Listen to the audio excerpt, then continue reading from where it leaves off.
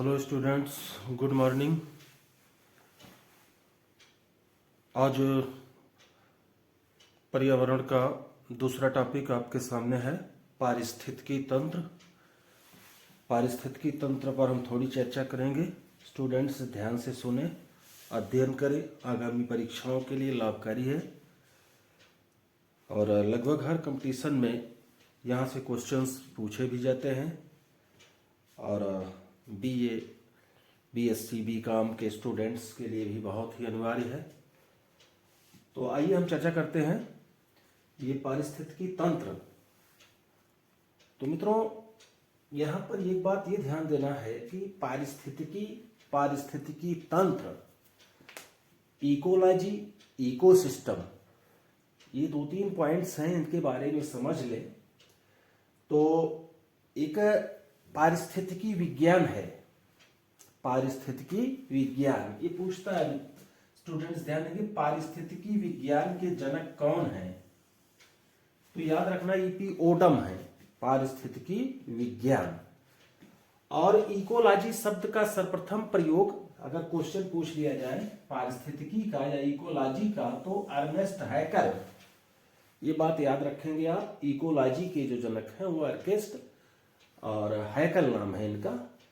और अगर पूछ ले पारिस्थितिकी तंत्र के जनक, तो याद रखिएगा एजी टॉन्सले, मोस्ट इंपॉर्टेंट है, यहां से क्वेश्चन बनाता ही बनाता है, बहुत ही अनिवार्य है। तीनों में से कोई ना कोई एक क्वेश्चन बनाना तय रहता है, याद रखना है। आइए हम लोग चर्चा करें कि इकोलॉजी क्या है एंड इकोसिस्टम क्या है, अर्थात पारिस्थितिकी किसे कहेंगे और पारिस्थितिकी तंत्र किसे कहेंगे। तो स्टूडेंट्स गहराई से समझे, सुने। इकोलॉजी या पारिस्थितिकी जो है वो जीव और वातावरण के मध्य पारस्परिक संबंधों का अध्ययन है। बहुत ही इंपॉर्टेंट बात है। जो इकोलॉजी है या पारिस्थितिकी है वो क्या है? जीव और वातावरण के मध्य पारस्परिक संबंधों का अध्ययन ही इकोलॉजी या पारिस्थितिकी कहलाता है। बहुत ही इंपॉर्टेंट बात है। अब इसी के लगे हाथ हम बात कर लें कि पारिस्थितिकी तंत्र क्या है। फिर पारिस्थितिकी तंत्र से तात्पर्य होता है स्टूडेंट्स उस भौगोलिक क्षेत्र में रहने वाले जैविक समुदाय के लोगों का अजैविक एवं ऊर्जा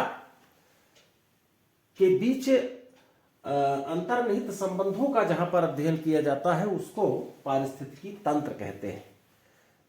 जैविक समुदाय का, किसी भौगोलिक क्षेत्र के अंतर्गत जैविक समुदाय के लोगों का अजैविक एवं एनर्जिकल पोर्शन से जो अंतर संबंध है उनके बीच उनका जहां अध्ययन किया जाता है वो पारिस्थितिकी तंत्र कहलाता है। इंपॉर्टेंट बात है। पारिस्थितिकी तंत्र, चूंकि अब इस पर हम चर्चा कर रहे हैं कि ये पारिस्थितिकी तंत्र जो है कितने प्रकार का होता है। तो पारिस्थितिकी तंत्र जो है ये मानव निर्मित भी होता है और कृत्रिम भी होता है। इस पर हम चर्चा करेंगे, थोड़ा सा ध्यान से देखिए। तो प्राकृतिक है और कृत्रिम है। प्राकृतिक है और कृत्रिम पारिस्थितिकी होती है। तो प्राकृतिक के अंतर्गत हम बात कर ले कि जो नेचुरल है पारिस्थितिकी तंत्र है उसके अंतर्गत कौन कौन सी बातें आती हैं जिसको किसी मानव ने नहीं बनाया है, that is gifted by nature. वो पारिस्थितिकी तंत्र कौन कौन से हैं जो प्राकृतिक कहलाते हैं। तो उसमें नंबर 1 पर आता है स्थलीय पारिस्थितिकी तंत्र, दूसरे नंबर पर जलीय पारिस्थितिकी तंत्र और तीसरे नंबर पर आकाशीय पारिस्थितिकी तंत्र। तो हम बात कर लें जो स्थलीय पारिस्थितिकी तंत्र है उसके अंतर्गत क्या है? घास है, भूमि है, वन है, मरुस्थल है। घास, भूमि, वन, मरुस्थल ये स्थलीय पारिस्थितिकी तंत्र है। और जलीय में क्या होगा? जलीय में 2 पार्ट होते हैं, एक अलवणीय, दूसरा लवणीय।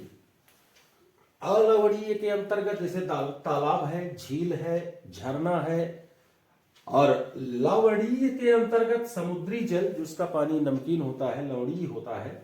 और लवण झील है, ज्वारनदमुख है, जहां का पानी जो है लवणीय हो। तो जलीय के अंतर्गत 2 भाग होंगे, एक अलवणीय, दूसरा लवणीय। तीसरे पर आकाशीय पारिस्थितिकी तंत्र होता है मित्रों, याद रखिएगा। तो अभी हम इन पर चर्चा करने वाले हैं आगे की तरफ।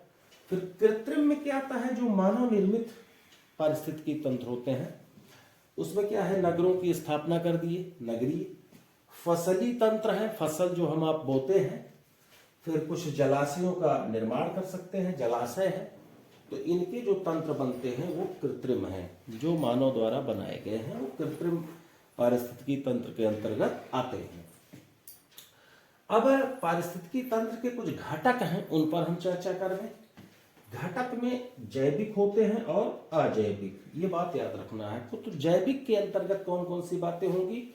जैविक के अंतर्गत 3 चीजें आपको ध्यान में रखना, उत्पादक है, उपभोक्ता है, अपघटक है।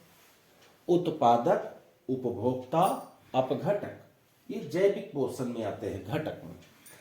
अजैविक के अंतर्गत स्टूडेंट्स बिल्कुल ध्यान से देखें, सभी विद्यार्थी संलग्न हो जाए, तल्लीनता से समझने का प्रयास करें। बहुत ही इंपॉर्टेंट चैप्टर है, बहुत इंपॉर्टेंट टॉपिक है, इसको बड़े आसान तरीके से समझाने का प्रयास किया हूं, जिससे आपके मन मस्तिष्क में बस जाए, विस्मृत ना हो जल्दी। तो अजैविक के अंतर्गत क्या होते हैं? कार्बनिक, अकार्बनिक और भौतिक। तो कार्बनिक के अंतर्गत देखें, प्रोटीन है, वसा है, कार्बोहाइड्रेट है, यूरिया है, आदि है, ये जो है कार्बनिक घटक हैं। अकार्बनिक घटक के अंतर्गत मिट्टी है, चट्टान है और वायुमंडलीय गैसें हैं आदि, ये जो है अकार्बनिक घटक हैं।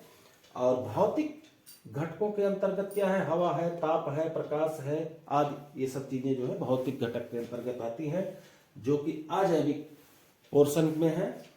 तो घटकों में पारिस्थितिकी तंत्र के जो घटक हैं उसमें 2 चीजें हैं, एक जैविक घटक आते हैं, दूसरा अजैविक घटक। जैविक में उत्पादक, उपभोक्ता, अपघटक है। अजैविक में कार्बनिक है, अकार्बनिक है और भौतिक है। तो ये बातें हो गई। अब हम थोड़ा सा चर्चा कर ले, ध्यान से देखिएगा स्टूडेंट्स, बहुत ही आवश्यक चीज है। कुछ बातें हम चर्चा करेंगे ये ऊर्जा का स्थानांतरण पर, तो इसको हम मिटाने जा रहे हैं, इसमें घबराने की बात नहीं है। तो आपको बता दें, ये पारिस्थितिकी तंत्र में अगर क्वेश्चन बना दिया कि सबसे बड़ा तंत्र कौन सा है, बड़ा पारिस्थितिकी तंत्र, तो याद रखिएगा समुद्र का होता है। अगर बड़ा में पूछ ले तो सबसे बड़ा पारिस्थितिकी तंत्र समुद्र का होगा, ये याद रखना है। और अगर पूछ ले कि सबसे स्थिर पारिस्थितिकी तंत्र, तो इसमें याद रखिएगा सागर का होता है। और पूछ ले कि सबसे ज्यादा जैव विविधता वाला पारिस्थितिकी तंत्र, तो इस चीज को याद रखना है, उष्णकटिबंधीय वनों में जो है ये सर्वाधिक जैव विविधता वाला पारिस्थितिकी तंत्र होता है मित्रों, बहुत ही इंपॉर्टेंट है। कभी कभी क्वेश्चन यहाँ पर बनाते हैं कि जो है ये धान का खेत ये कृत्रिम पारिस्थितिकी तंत्र है या जो है प्राकृतिक है। तो याद रखिएगा, तो धान का खेत हम आप बनाते हैं कृत्रिम ढंग से, तो ये कृत्रिम पारिस्थितिकी तंत्र होगा, बहुत ही इंपॉर्टेंट है। धान का खेत से क्वेश्चन पूछ लेता है इस प्रकार से। अब हम थोड़ा सा ऊर्जा का स्थानांतरण के बारे में आपसे चर्चा कर लें। इस पारिस्थितिकी तंत्र में एनर्जी का ट्रांसफॉर्मेशन कैसे होता है, बहुत इंपॉर्टेंट है। तो मित्रों यहाँ पर ध्यान दें कि जैसे ये सन है, सूर्य है, सूर्य जो है असीमित ऊर्जा का स्रोत होता है। सबसे ज्यादा असीमित ऊर्जा का स्रोत कौन है? सूर्य है। प्रश्न बन जाता है कि असीमित ऊर्जा का स्रोत सूर्य क्यों है? क्योंकि यहां पर नाभिकीय संलयन होता है, बहुत इंपॉर्टेंट है, नाभिकीय संलयन। और ये नाभिकीय संलयन 24 आवर्स चलने वाली प्रक्रिया है, जिसमें बहुत सारी, जब नाभिकीय संलयन की प्रक्रिया होती है, हीलियम हाइड्रोजन का आपस में संसर्ग होता है, तो उसमें असीमित ऊर्जा का स्राव होता है। और असीमित ऊर्जा का स्राव अनवरत चलता रहता है, जिसके कारण से यह असीमित ऊर्जा का स्रोत है, कभी भी न खत्म होने वाली ऊर्जा का स्रोत है सूर्य। तो अब ये जो सूर्य है, स्टूडेंट्स ध्यान से देखें तो ये अगर हम इसका एक ग्राफिकल पोर्शन बनाएं तो जैसे ये मिट्टी है, मिट्टी पर फसल उगेगी, पौधे, इस चीज को ध्यान रखना है। अब पौधे जो होते हैं, यहां पर बहुत ही इंपॉर्टेंट बात है, या पेड़ है, वृक्ष है, जो भी है, पौधे, ये क्या करते हैं कि इनमें प्रकाश संश्लेषण की क्रिया होती है। पौधे जो है अपना भोजन स्वयं बनाते हैं प्रकाश संश्लेषण की क्रिया के द्वारा। तो प्रकाश संश्लेषण से ये भोजन बनाएंगे। तो इन पौधों पर जो आश्रित होंगे इसको हम उत्पादक भी कह सकते हैं, याद रखना, उत्पादक। बहुत ही ये खाद्य जाल है, ये भी याद रखना है, खाद्य जाल। तो उत्पादक हो गए। अब इन पौधों को जो खाएगा उसको याद रखना है, वो प्राथमिक उपभोक्ता कहलाएगा। प्राथमिक उपभोक्ता बहुत इंपॉर्टेंट ये जाल है, इसको समझ जाएंगे तो कभी भी विस्मृत नहीं होंगे। ये पारिस्थितिकी का, ये जो ऊर्जा का स्थानांतरण है, खाद्य जाल का मैटर है, ये सब आप क्लियर कर लेंगे। तो प्राथमिक उपभोक्ता जो इन पौधों को खाता है, जैसे बकरी है, सपोज दैट बकरी है, यहां पर मान लीजिए बकरी है, इसको खाइए, प्राथमिक उपभोक्ता हो गई। अब इसको जो खाएगा वो द्वितीयक होगा। जैसे जो भी खाता है द्वितीयक में मान लीजिए शेर है, जो भी बाघ है, श्रृंगाल है, ये बकरी को खाएंगे तो ये द्वितीयक उपभोक्ता हो गए। मान लीजिए शेर है। इसी प्रकार से अब बकरी, या यहां पर एक पॉइंट और रख सकते हैं, मान लीजिए इसको यहाँ कीट पतंगे भी रख सकते थे आप, और चूहा भी रख सकते थे जो फसलों को खाते हैं। बहुत सारी चीजें थी, ये प्राथमिक उपभोक्ता के अंतर्गत आ जाएंगे। तो बकरी को खाते हैं, मान लीजिए यहाँ पर हम श्रृंगाल रख दिए, सपोज दैट, शेर ना रख करके श्रृंगाल रख दें, श्रृंगाल हो गए, द्वितीयक उपभोक्ता हो गए। अब इनको जो खाएगा, सपोज दैट शेर है, शेर तो इनको भी खा लेगा, फिर भी क्रम बना रहे हैं, तृतीयक हो जाएगा, तृतीयक उपभोक्ता हो जाएंगे। तो ये जो एनर्जी का ट्रांसफरेशन है, ये आपको थोड़ा सा समझना है। तो यहां पर पौधे तो इनसे 100% एनर्जी ले लिए, ऊर्जा। अब यहां से जो ऊर्जा का स्थानांतरण यहां होगा वो 10% ऊर्जा स्थानांतरित होती है, याद रखना है आपको, 10%। ऊर्जा स्थानांतरण का जो नियम प्रस्तुत किया था लिंडमान, याद रखिएगा, एक वैज्ञानिक थे लिंडमान, जिन्होंने ऊर्जा स्थानांतरण का एक नियम प्रतिपादित किया था कि प्रत्येक स्टेप से दूसरे स्टेप में ऊर्जा जो है केवल 10% ही स्थानांतरित होती है। सपोज दैट इन्होंने 100% लिया, अब 100% का 10%, ओनली 10% ये पाएंगे, 10। अब इस 10% का 10%, 10 गुणे 10/100 अर्थात 1% ये पाएंगे, इसका 10% ये पाएंगे ऊर्जा। तो ये ऊर्जा का स्थानांतरण है, इस चीज को याद रखना है। 10% ऊर्जा एक जगह से दूसरी जगह को स्थानांतरित होती है, बहुत ही इंपॉर्टेंट बात है मित्रों, इसकी तरफ ध्यान देना। ये प्रकाश संश्लेषण की क्रिया में भोजन बनाते हैं, और ये जो है उत्पादक कहलाएंगे। इसके साथ ही उपभोक्ता है, प्राथमिक उपभोक्ता होते हैं, द्वितीयक होते हैं, तृतीयक होते हैं।